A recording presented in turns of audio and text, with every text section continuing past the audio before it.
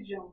Aujourd'hui, dans notre 7e cours, nous allons faire ensemble un voyage vers le passé pour découvrir comment la pensée critique a évolué dans les civilisations d'autrefois.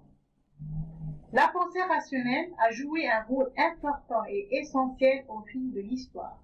La civilisation de chaque nation n'a été fondée que sur les épaules des grands penseurs caractérisés essentiellement par leur pensée critique. Notre cours aujourd'hui se compose de 2 volets essentiels. Premièrement, nous allons étudier la pensée critique dans la civilisation grecque avant de passer à la pensée critique dans la civilisation islamique.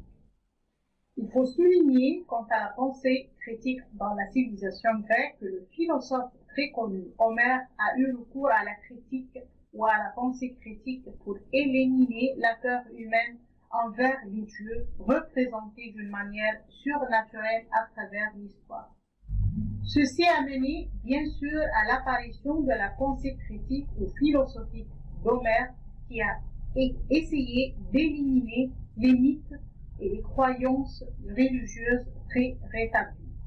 La critique ou la pensée critique d'Homère a été fondée donc sur la pensée philosophique qui renferme des axes principaux comme le raisonnement, la méditation, l'examen et bien sûr l'analyse de l'idée.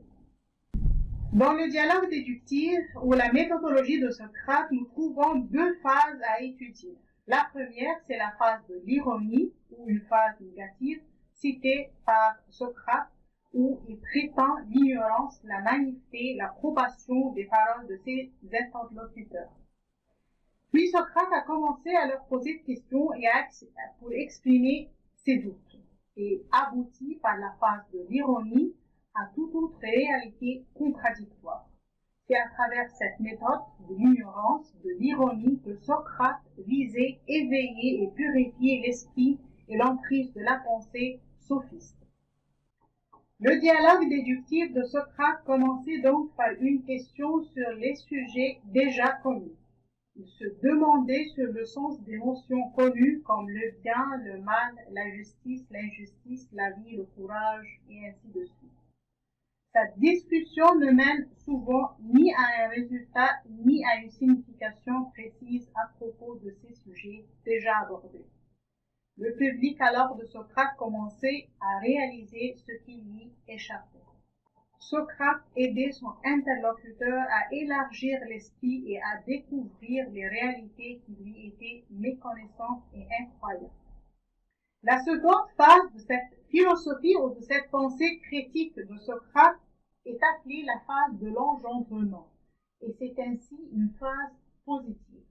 Socrate y aidait ses interlocuteurs avec des questions et des constatations logiques organisées afin d'aboutir à la réalité. L'engendrement, selon lui, est le fait d'extraire la vérité de l'âme. À ce propos, Socrate faisait sortir la vérité de l'esprit de ses apprenants. Ainsi, le pouvoir d'extraire la pensée critique est indispensable pour tout homme voulant jouer son vrai rôle de bon citoyen. C'est pourquoi Socrate n'est pas considéré comme une personnalité difficile par hasard. Sans aucun doute, ceux qui s'intéressent à la pensée critique fondent leur méthodologie sur la critique ou la pensée philosophique de Socrate. Arrivant à la seconde partie de notre cours d'aujourd'hui, il faut discuter ensemble la pensée critique dans la civilisation islamique. Le Coran assure l'importance du raisonnement ou de la pensée critique dans plus de 49 de ses versets sacrés. L'appel au raisonnement est donc primordial dans la religion islamique. Le Coran s'adresse au raisonnement de l'homme et fonde les principes de la religion et de la croyance sur le raisonnement et les preuves logiques. Par ailleurs, nous trouvons aussi dans les autres livres sacrés des allusions faites au raisonnement. Le raisonnement est cité dans toute situation exigeant d'y avoir recours à la pensée critique ou à la pensée logique. Ceci est même répété dans toutes les situations où le croyant est incité à juger raisonnablement et logiquement. Selon le Coran sacré, la pensée est une nécessité primordiale pour l'homme.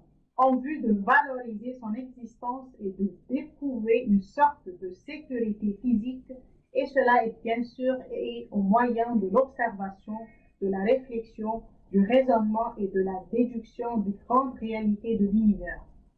L'homme, le croyant, éprouve ainsi une sorte de paix et de sérénité en découvrant ces réalités de l'univers grâce au raisonnement et à l'observation.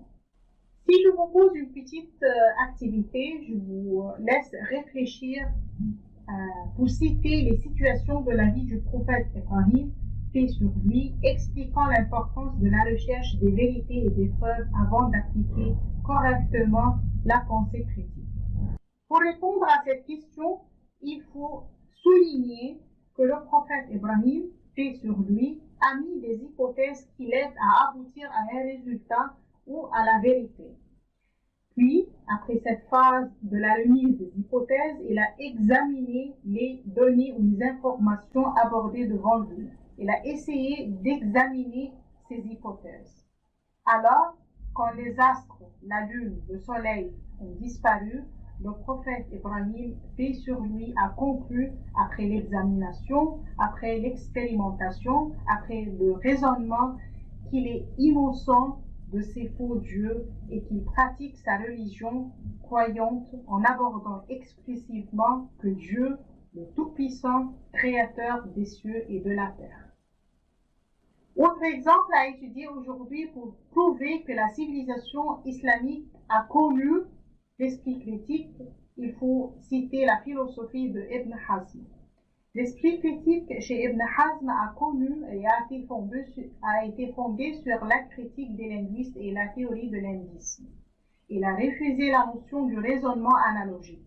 Au contraire, il prône la jurisprudence et il considère que la jurisprudence est le devoir de tout homme, quel que soit son niveau culturel. À la lueur de tout cela, Ibn Hazm signale la nécessité de dépasser le langage et ses problématiques sophistes et il incite à accéder à un autre niveau de pensée et de réflexion, celui de la philosophie critique. Il précise aussi que la philosophie n'est uniquement le langage, mais elle est essentiellement la vertu et la bonne politique.